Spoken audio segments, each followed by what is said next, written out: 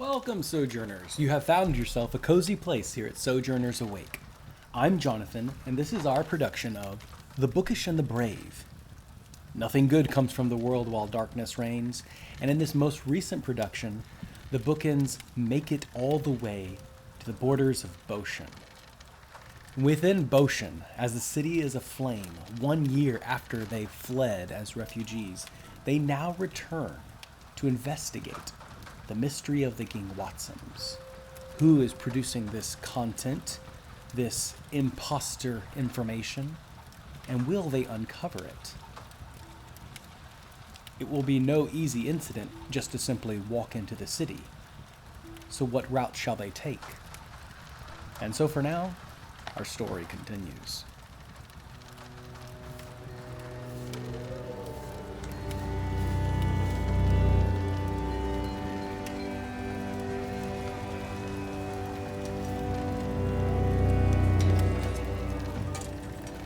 Along the corkscrew highway, the Sojourners spent their time in camp with traveling minstrels.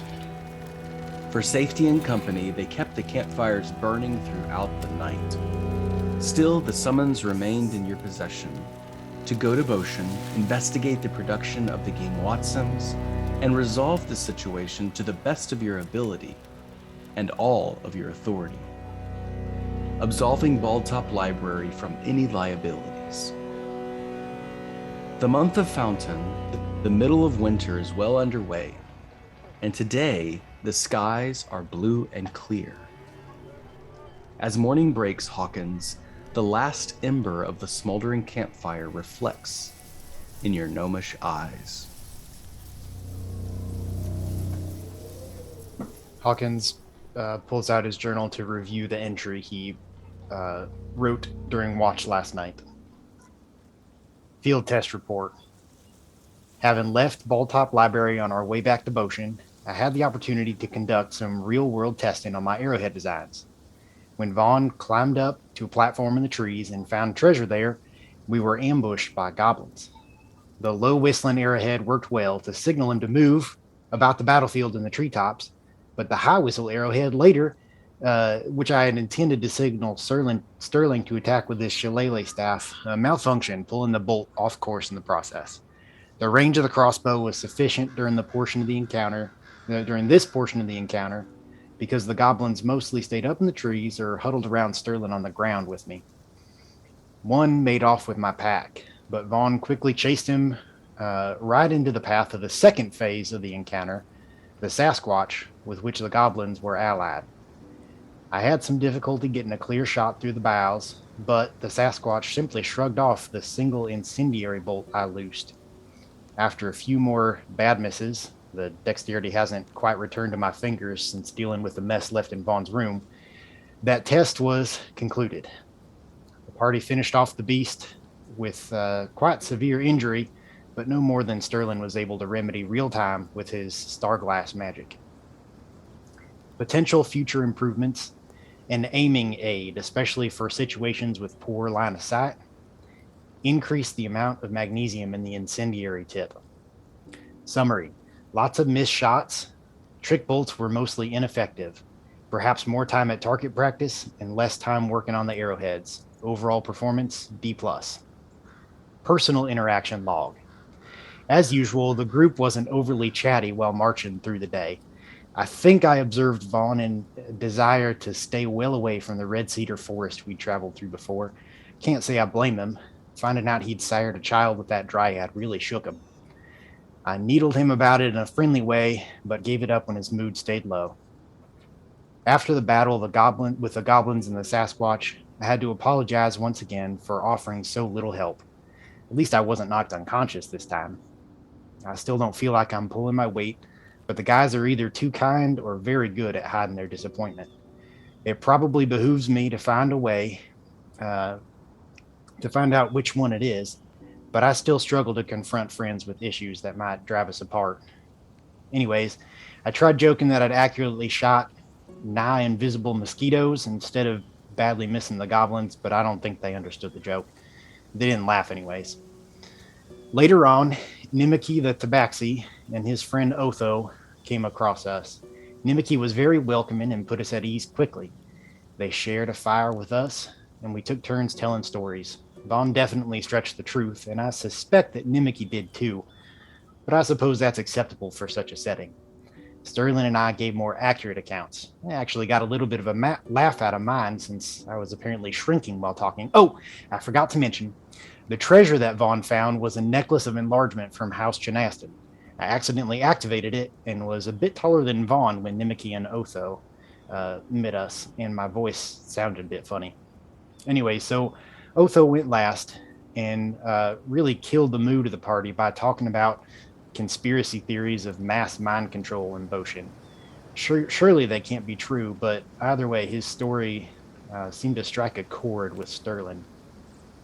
In summary, there were a few awkward moments early on in the day, but I really felt like another one of the guys around the fire. Overall performance, B.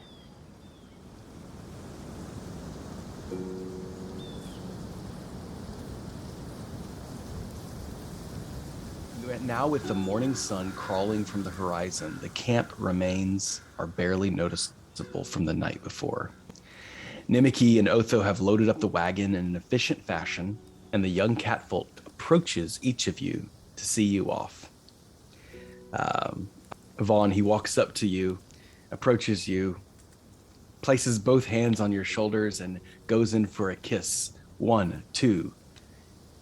My friend, Pulls the back. bee master, the blessings of the catfolk and Mastika be with you always. He goes for to Sterling, same fashion, both hands on the shoulders, kiss on each side of the cheek. The blessing of the catfolk to be with you always. May the stars watch over you. And Sterling leans in. And he goes over to you, Hawkins, and gets down on one knee and then bows his head ever even lower and says, my people have had quite a few run-ins with you, unfortunately, but let us all let bygones be bygones. And those unfortunate incidents and what I remember of some crazed gnomish wizard, necromancer, I forgive you. And know that I do not hold it in my heart at all, any resentment. Well, I'm glad to hear that.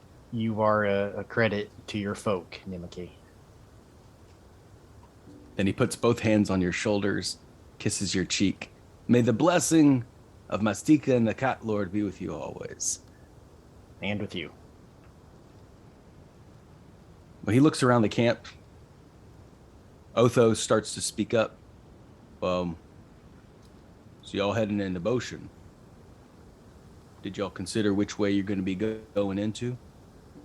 And before you now, you can see that one of the main entrances of Boshin on this south side is the small village of Riverton. Vaughn, you should be somewhat familiar with that area of the town. It is the farthest outskirts and the southern entrance into Boshin. Do I notice anything different about Riverton, or does it look normal?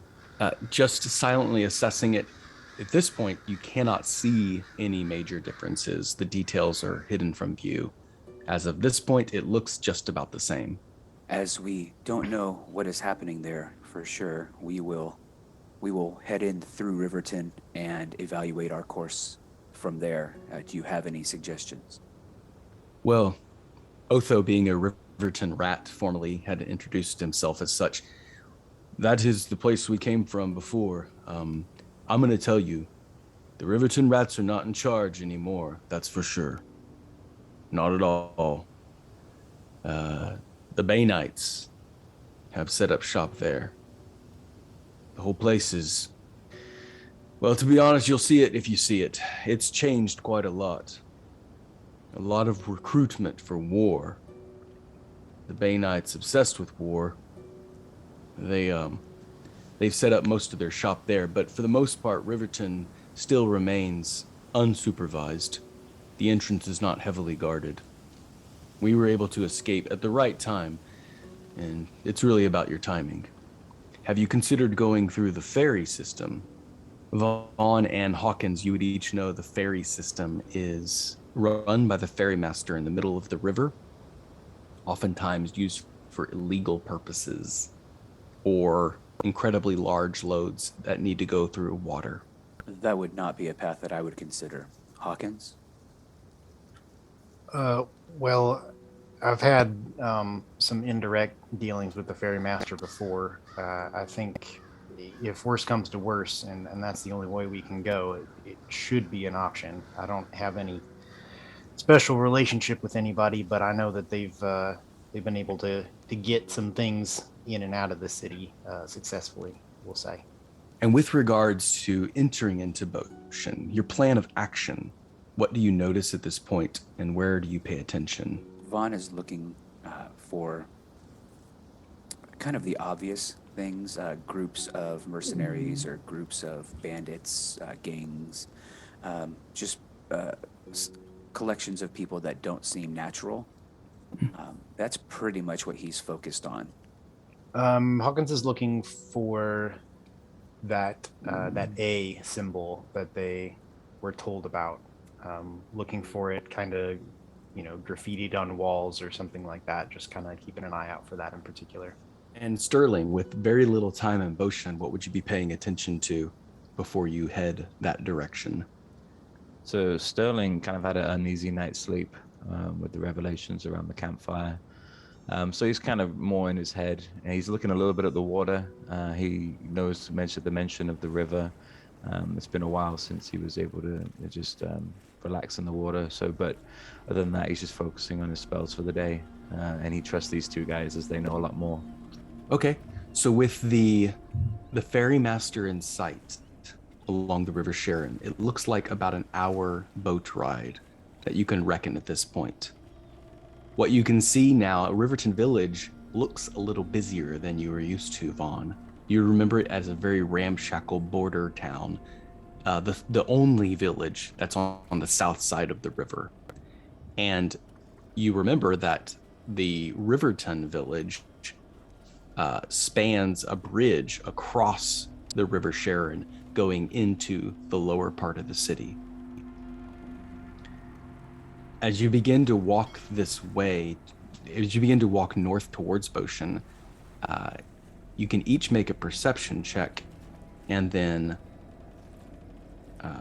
Hawkins and Vaughn make a history check as well. Perception is 8, history is 12. Sterling's lost into himself. He's got a 9. 1 on the perception. Good way to start out. Yep. And 15 on history. History, okay. Hawkins, with that history check, one thing you are recalling as you get closer to the south side of this village, especially in dealing with, in knowing a little bit about the illegal trade system of Boshin, there is an entrance that the ferrymaster often used going into the sewer system of Boshin. This underground sewer system is run by the Golgari Swarm, a underground gang. However, it is the least supervised and most dangerous entrance into Boshin, and depending on what tunnels you take, would end up in one part or another of the city. And sure enough, Hawkins and Vaughn and Sterling, as you walk through, you see the ferrymaster is operating today. An old man with a blue cap and a pipe. The ferry is going across the river 1 hour at a time, and it looks like it can hold 10 people. Horses, carts, and animals have been traded across. There appears to be little supervision in the ferrymaster. And as you get closer into Boshin, you see that Riverton Village appears more successful than you remember, Vaughn. There are a couple new shops that have been set up, but the church has been refashioned. The tower and the flag of the Church of Timora, Lady of Luck and Adventuring, has been replaced with a flag, a white flag with a single red hand. The red hand of Bane, Lord of War. And as you move into, if you get closer into the entrance, you can see that the city sign, Riverton, is a little bit more decorated, a brand new sign as well. Some of the trash has been cleaned up, but the people look as somber and heavier as ever. Vaughn. Hawkins, this looks very different than it was a year ago, and I don't know if it's just because of the success of the city, but it doesn't feel right. You said you have some experience with the ferrymaster. Do you think that's a safe way in? I suspect it's a sure way in. I'm guessing the prosperity here might have something to do with him charging a bit more than he should. But as long as we're prepared to pay, I suppose we could get in safely. I think that we should not go through Riverton. I think we should take the ferry ride. However, I am unfamiliar with these, well, less familiar and uncomfortable with the shady dealings. So if you would take the lead. I'm not sure I appreciate the implication, but okay. I did have to deal with all sorts. That's what I meant. Yeah. So the Sojourners begin to walk towards the ferrymaster. Okay. The mile-wide river runs northwestern from the Lighthold Mountains and spills into the Mavi Ocean. And from the city of Boshin, the trade barges run up to Highwater Keep. As you approach the ferry, you see that there is no supervision from the Lords of War. There's no implication of allegiance, there's no flags. It is simply a small shop where the ferrymaster lives, a house, a garden, a couple goats and pigs. The ferrymaster sits outside and he is currently unloading the last of the passengers on this side of the river. Boxes and one cart. It looks like a family of peddlers. He's not whistling. He's keeping silent to himself with his blue cap and his pipe. How do you respond? At a distance of probably 20 feet or so, I'm not trying to sneak up on him by any means. I'll say, "Morning, sir." Well, all right. Good day to travel. Y'all be looking for some ferrying to do? Yes, sir. How long will it be till the ferry next crosses? Well, just let me get these folks unloaded here, and then I could get you settled up. Anything to claim besides yourselves? Oh, and he looks at that mechanical lion.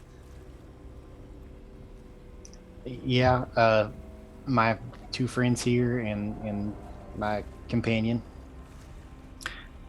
Interested, he walks up to that lion and kind of indicates if he can tap on it politely. Ooh, made of solid constructed metal. This whistles a little bit. This thing seems to be pretty heavy. I do charge by the weight. That's going to be a problem with Sterling. Well, with the three of you counting up, and the running price here in Boshin is 50 gold a head, and I would say I would charge double, so you're looking at 250 gold to ship across. Won't cut back on the hour, that's for sure. He smiles at you, ready to accept your negotiations. Now, what's this about doubling the price?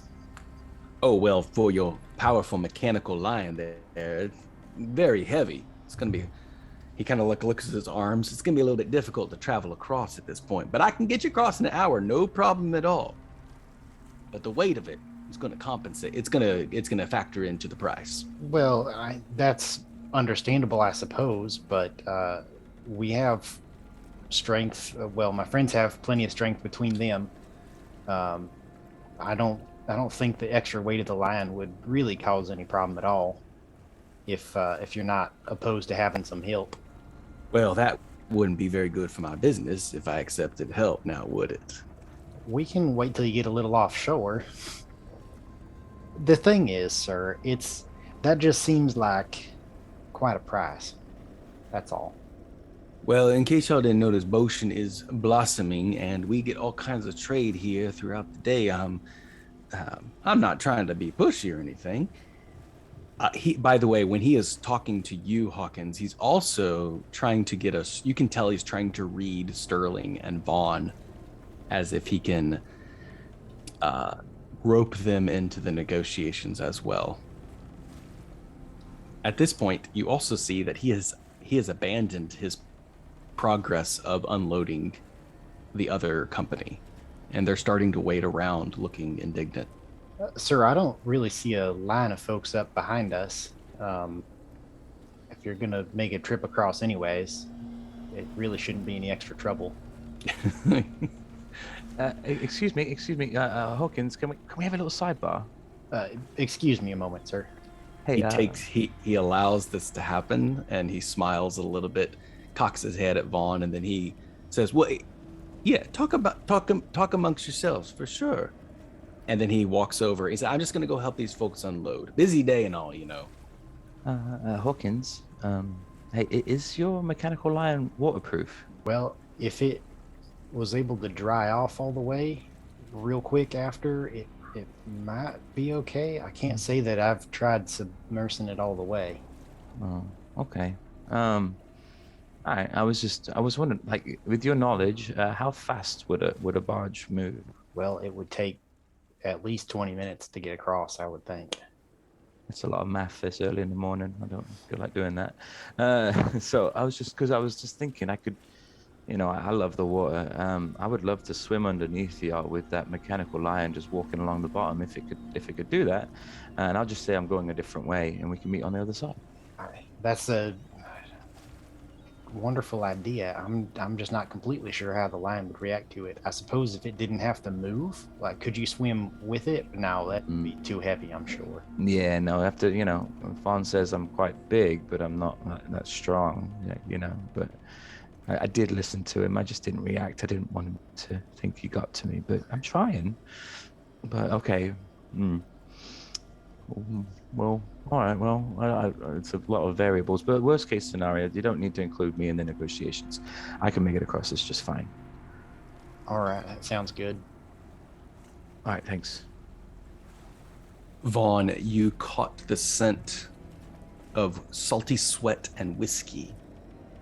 And while you were silently listening, you noticed that Amos, the ferrymaster, smokes a pipe from Sweet Gin's tobacco. It's a popular brand here in Boshin. Amos is still unpacking the last of the things. He exchanges the gold from the rest of the customers, and they start to pack up their wagon and take care of their they don't have any beasts. They are pulling the wagon along themselves. The humbled peddler family, a man, a woman, their 6 children, they salute you as they pass by. Vaughn waves at them and then turns to Hawkins and says, "I'm pretty sure these folks couldn't afford 250 gold to go across." You make a good point. I'm sure he's trying to pull something on us, but I don't really know how to work him in. Unfortunately, Fletcher did most of the negotiations. Just curious as well. I mean, I've only got 5 gold to my name, but didn't we find some money? What do we got right now? There was 100 gold in that pouch, correct? And Vaughn had 25 of his own, so I don't know what we have total, but I doubt it's 250. Hawkins, what do you have? Not much. Vaughn will step up at this point. Well, as you're attempting to solve this challenge, anything are you looking for anything as you gaze around his property? Especially you, Vaughn, as you've been quiet most of this time. Vaughn notices his whiskey, notices his pipe, and the things that he finds pleasure in. And although he doesn't like it at all, Vaughn will start to try to relate with him on that level. He'll take on a little bit of his upper class personality and say, "Good sir, I see that your taste in whiskey and pipe are are on point. I have enjoyed both of those brands many a time, and I look forward to doing it again sometime. But we have to get into Boshin first. I see that you helped this family across, and that's wonderful. I don't see how they could afford 250 gold, and there's far more of them than there are us. We need to be able to come to a much better price. He responds to you, "Good sir, indeed." And he says, "Well, this fine tobacco got from Sweet Gins, but it's not as good as the high quality of, say, House Lapana. Are you familiar with that?" I have tasted it once or twice, but have you ever tasted the tobacco that was imported by House Steeplebottom? That is the finest. Ooh, that's indeed finest. A very costly tobacco indeed. I hear it's farmed from distant lands, and they bring it in, and not many people get to sample that sort of brand. Well, I may be able to provide you a little to sample again if you can help us get to the other side. He is eyeing you up and down. You are dressed as a traveler, are you not? Does he notice the change in your voice? Yes, he. Okay. And then, as I noticed him looking me up and down, Avon says, "Not all things are as they appear." He picks up what you're dropping down, and he smiles and says, well. He straightens up his tie a little bit and takes his cap off and says, "I'm sure humble Amos could negotiate some kind of dealing." He wipes a little bit of the slobber off of his mouth and says, "What sort of negotiations would a person of your fine tastes offer?" Well, let me say that for an appropriate price in gold, and the promise that while I have former knowledge of where the Steeplebottoms might keep all of their fineries, I suggest that we find an appropriate price, and with the promise that I will return with the fineries as I am able. Okay, he coughs a little bit in excitement. For anyone who is insightful enough, he seems to have attempted to hit the mother lode. And when you mentioned returning with goods, his hands begin to sweat a little bit. And even though it's a chilly day outside, he seems to have gotten incredibly excited at the idea and the prospect of returning goods. He says, "Well, please name your price." I would, and he'll turn to Sterling. Sterling, did you want to have a swim? Oh, I would love a swim right now. It would really clear my head.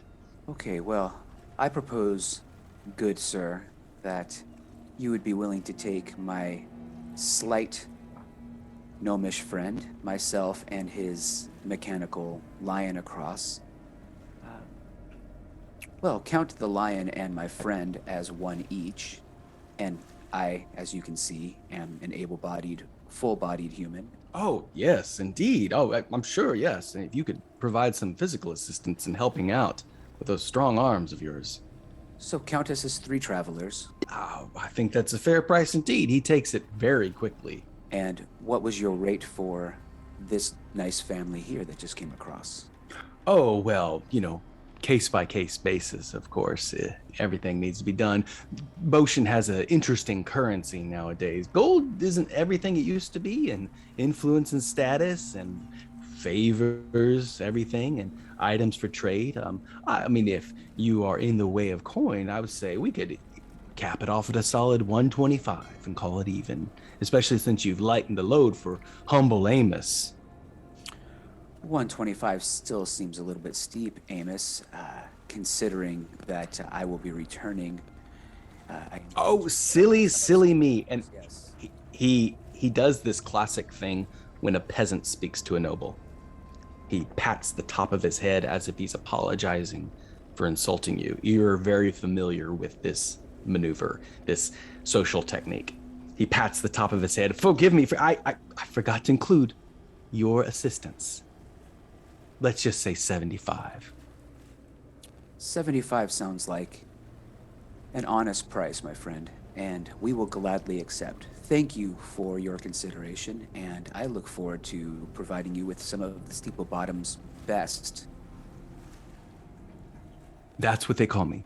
Honest, humble Amos. I am certain of that.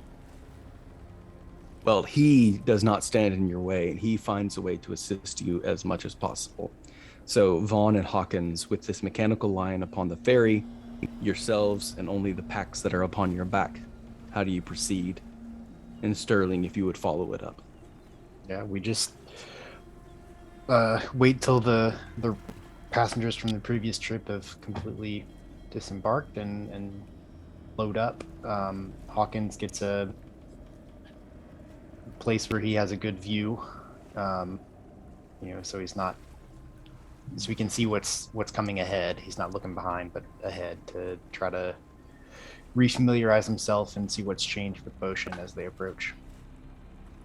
Vaughn would position himself in a way that he could be helpful if he needs to, and would also suggest that maybe we try to have the lion in an area that's less conspicuous so that we don't draw any unnecessary attention. Hawkins, the lion can easily lay down, so it's a little bit lower. Do you indicate that's so? Yeah. Okay. Vaughn, you notice that the ferrymaster doesn't even help.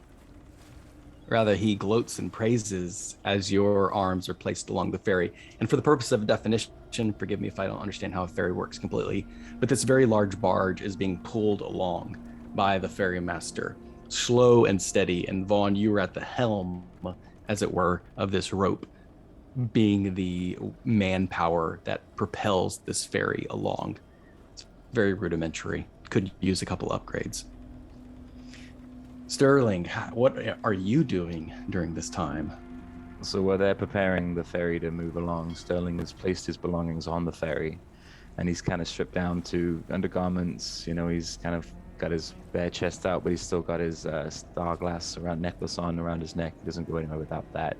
And he's kind of stretching on the banks, just kind of, like getting himself prepared, doing, his usual routine as he would do before he would swim. And then, he's literally going to be dashing, swimming, moving at 30 feet, 60 feet every 6 seconds. When he feels that they're not looking at him, he will dip underwater and just start swimming in the current of the river, let it take him a little bit, and just feel free, and then swim back, and because they're not moving as fast as he can. And he's just really enjoying himself, and his first time in a long time that he's just felt free, back to his youth of just swimming around and not paying attention to much. It's a crossing. There might be some things that have just kind of dropped down that might catch his eye as the ferry's been crossing, but other than that, he's just staying close to his friends. Sterling, I'm going to borrow your first portent. As soon as your feet hit the water, can you tell me what it is? It's a natural one. Oh, okay, Sterling, you have this sense when your feet touch the water, you have these flashes and images of a large sea monster, a nightmare that you used to have as a child, only this time in the image, within you, your childhood boat, are two other children. And in place of their faces, the adult face of Hawkins and Vaughn are in the boat with you. And these two little children with Hawkins and Vaughn's faces are screaming as if they were children, but you just keep seeing Hawkins and Vaughn's face. And there's a sea monster underneath, this large leviathan of a creature, one that would completely fill up the river Sharon that you are currently on. And the image flashes from your mind at that point. And then you're swept away and then concentrating on navigating the current that is rushing out. As you're splashing in this current, you feel the force of the Mavi Ocean that is only a bit ways westward. You know that if you just let yourself be carried away, you would be there in no time before the end of the day, caught up in the vastness of the great sea. That's the last we ever saw him.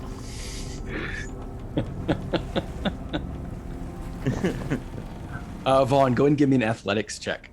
See if you can outpace this humble Amos. It's going to be a 17. It does not take an hour to get across this ferrymaster. The timing is calculated. If you put a little bit of elbow grease and muscle into it, you could easily move across an unbarred, an unweighted ferry across in a little bit less time, especially on a day like today. The water is smooth. Hawkins, what are you paying attention to while you're on the ferry? As they get closer and closer to Boshin, he's looking at more and more detail, but from a distance, he's seeing have walls been torn down that divide sections of the city, or where are buildings torn down in one area, rebuilt in another area, just kind of getting a feel for the lay of the land, how the landmarks have changed. The great city of Boshin, what you remember before, this enormous trading post. Many kingdoms and nations would use this city of Tetherna to trade through the entire region of Tetherna. In this aspect, Boshin was a interpolitical, an inter-kingdom city within Tetherna. The entire city was divided up into the upper class, the upper city, where the noble houses ruled under the main house of Elithria, one of the 7 elven tribes. And for the last 80 years, the city was divided into three segments: the upper city, the lower city, and the outer city. The outer city being the countryside and the farms. And each of these parts of the city were divided by large, unscalable walls that were guarded by the beholden. What you notice now that you're going towards is the small town of Torntown. And the thing that you notice that is most different about Torntown is there is an unnatural fog, smoke, smog that is permeating this part of the city. You see across the area that there are fishers that have moored their ships, their boats, and there are a couple fishers in the river Sharon that are currently operating. So Torntown seems that it is operational at this point, but this major smog is new. You see also that Duskhawk Hill to your right, the Watcher as it has been called, is a large mound of mountain that peaks off into a rock. It is still present, obscuring most of the city from the south side. And then you feel a bump. Sterling, as you're in the water, you're swimming around, you notice that someone is present with you. And as you come up for a little bit of view and air and looking around, there's 2 large, unblinking eyes that are looking back, and they notice you. And you enter into the presence of a lizard person. This person begins to move towards to grapple you and to pull you under.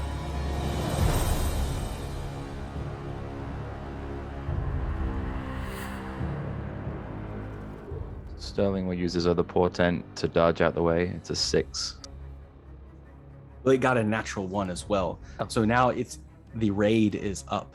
You are now aware that there is a tribe of lizard persons, lizard folk, that are moving in for an attack. Hawkins, your mechanical lion soundly at this point. As you're looking around the area, one thing you do notice is different is the ferrymaster changed the flag.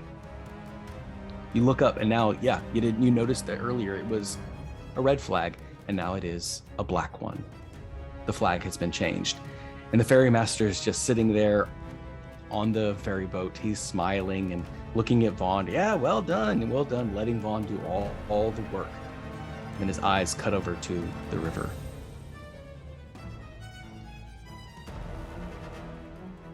Sterling will turn his ring on for the frequency. We'll start blaring out to let them know that, hey, danger. Well done. All right. Instantly, Hawkins, you sense that frequency going off. Vaughn, Both of you, how do you respond? You know exactly what this code means. Vaughn lets go of the rope and looks at Hawkins and looks at the ferrymaster. He noticed the ferrymaster's personality change a little bit, or does he notice the flag change? Any of that stuff? I don't know if he would have noticed the flag. Vaughn, what you do notice at this point is the ferrymaster kind of looks at you and says, "Oh, is something wrong?" Laughs at you nervously. Yeah, Vaughn's gonna drop the rope and he says, "You can hold the rope now," and he's gonna pull out his sword. Oh, I'm sorry. Something happened. Is something wrong? I don't understand. Hawkins. Why'd you change the flag? You better make it real quick. I'm sorry. Did I change the flag? He doesn't respond to that level of intimidation. I don't believe I did. Well, our friend's in trouble. You better not have been using that flag to signal for it. Are you accusing old honest Amos of untoward behavior toward his customers? I am confused as you are. Your friend seemed to enjoy the dip. I don't believe anything is a problem. He seems to enjoy the water. Hawkins, like 1 second into his response, he turned away and is looking down into the water to see if he can see where Sterling is and getting the crossbow ready to shoot into the water. Sterling, go ahead and make a Constitution saving throw as you are now surrounded. 12. 12. So you take 6 points of damage as you engage with these lizard folk. If you would like to tell me how you respond as they surround you and they begin stabbing you with crude weapons, trying to take you down. So Sterling, as he's done before, will be kind of looking at his star glass, but what he's going to do instead of defense, he's going to start casting a cantrip of shape water and send like a beam of water straight up to let the guests know where he is, kind of like, so he's not focusing, he's just dodging and like shaping water to kind of keep spurting up to be like, I'm right here. Wonderful response, Hawkins.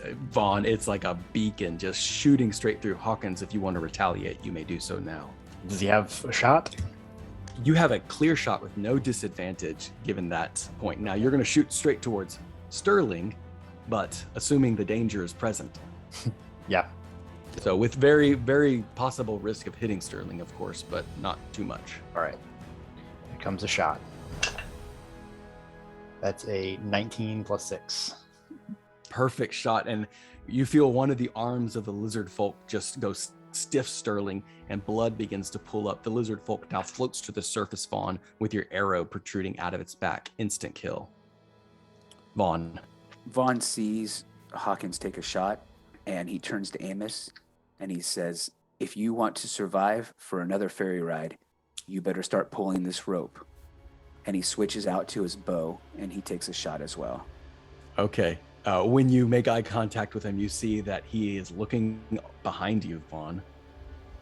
And he says, oh, are we under attack? Oh my goodness. Oh! And he begins to just pull. Oh, I don't want to die. I don't want to die. And he begins to pull with all of his feigned strength. And he is not pulling hard enough. And he looks behind you, Vaughn. Where does your arrow point? Gosh, if he looks behind me, I'd probably turn around. Okay, yeah. You look around and there are 2 lizard folk that are now beginning to barge. The mechanical line also activates at that point. Looks towards Hawkins. Protect. Now where do you point? He would shoot one of the ones coming up on the boat then. Make an attack for an instant kill. That's a natural 20. Oh, you want to do 2? Sure. Go for it. How do you vanquish? You have eliminated the threat as they approach. So Vaughn shoots the first one that's coming. Actually, shoots the one that's behind the first one. So the one that's lagging is coming up, and he shoots that one, and he pulls out another arrow, but he's not quite fast enough to shoot 2 arrows in a round. But because that second guy is close, he takes that second arrow, and instead of knocking it, he just jabs it through that guy's eye. Yeah, the lizard folk falls at that point, and has like a wooden shield that had been carried, a crude shield. And as that lizard folk falls into the water, it leaves behind floating the remnants of its shield. Sterling, you are being pressured on all sides. They swim past you, and they go towards the boat. Hawkins, they too approach you now. So if you would make a Constitution saving throw as they choose to engage with you, you're going to have advantage because your mechanical lion instantly retaliates. 16. That is a success. 7 points of damage, and they're just slashing. They're trying to attack you, raiding this ferrymaster's ship. The ferrymaster has now decided to cower in the corner. He has stopped pulling during his turn. So Sterling, it is now your turn. The fight has left you completely, and you're within swimming distance of the ferry. Okay. So Sterling would float to the surface and kind of get a better gauge of the situation. And if there's a group of people and he would hit just them, he would like use that water around him to shape it into an ice knife and throw it at them. That's a 14. Indeed, enough explodes. Hawkins, it's close to you. Some of the ice is splattering across to you as well. So it's a dex save of 14. I failed. Oh, So the one it hit, it's 1d10, and then it's 8 points of damage as it explodes. Hawkins, the ice shatters in this area and it just pierces straight through the lizard folk. They collapse to the ground. One of them still slumped on the ferry. The other one lolls off and is carried away by the River Sharon, dredged at the bottom of the water. Hawkins. No more are in sight right now, is that correct? At this point, it seems calm. Okay. The dagger of ice that went into his chest, the top of his chest, he pulls out and then puts the power port on it and gives himself a little shock to heal himself with cure wounds. When Honest Amos sees you do that, his eyes go wide with greed. He stops his parade for a second, watches you do that, and then looks up terrified. Vaughn. Vaughn, seeing no more threats far away, will pull his sword back out. And can he determine if, he should be savvy enough, but is he savvy enough to know that Amos is playing them? Yep. Okay, so he's going to turn to Amos and he's going to say, now this is how it's going to go down. You are going to give me my 75 gold back. You are going to pull this rope as hard as you can until we get to the other side, or I am going to drive this sword through your neck and you will no longer be the ferryman. He flashes you a sly grin and then says, "Oh, it appears that I am being robbed today. Raiders have attacked." And he just pulls the rope. A sad day for Honest Amos, being attacked by 3 strangers while the lizard folk tried to defend. And he pulls, creating this character of a story. But he also pulls the gold out and just, "Here, take it." To be clear, if you contrive that story to anyone else that plans to cause us harm, what will happen to you will be much worse than what happened to your lizard. Sterling, do you finish the swim? Do you board? The mechanical lion just renders itself inert at this time. I think he's gonna get to the back of the barge and just start swimming, kind of kicking, just kind of like helping it move along as much as he can. It goes a little bit forward and starts to lift up because your strength of legs is actually more strong than Honest Amos, and the ferry just starts to creep up a little bit as you thrust it along the river, and then you feel that ever-present jolt as the ferry juts up against the bank. There's a small dock that you can easily load up carts and wagons. The mechanical lion shakes itself off with a little bit of water, and you hear a large whirring fan deep inside the mechanical lion as it dries off all its parts.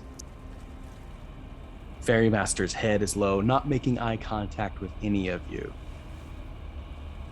There are people ready to board the ferry as well.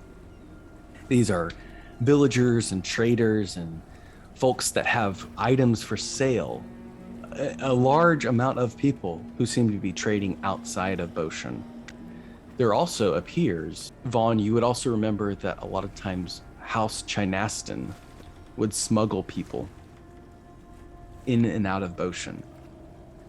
There are people who are wrapped up in medicinal bandages as if they have some sort of disease and need to be escorted out of the city.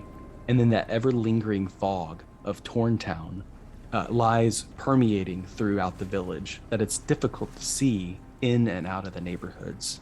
Vaughn, how do you proceed? So there's a large group of people that are waiting to board the ferry, and I would perceive that they're being trafficked. There are 3 things that you could find. Roll a perception check. A 12. At this point, without doing further investigation, you notice that he is changing the flag from black to red, the previous color, that was previously used, escorted the merchant family of 6. And with that level of perception, you notice that the bandages are in the wrong place for that kind of disease. It appears to be a show. Do they look distressed? They look like they're trying to be insignificant, inconspicuous. People in bandages. Yeah, and there is a man who is dressed up in priestly robes that is escorting them, and he's got the goddess of nature, Shantea, necklace around his neck. The rest of you could also notice those 2 things as well. I don't think Vaughn's going to do anything. I think we have a mission, and as much as his social justice alarm is going off, he can't jeopardize any more than what he already has. But he is going to look at Amos in the eyes, and then he's going to turn to the party that's going to board the barge next. And he's going to say, "Good friends, good news today. Amos is half price for his next barge run." And he's going to glare at him in the eyes again, and then he's going to walk off the barge.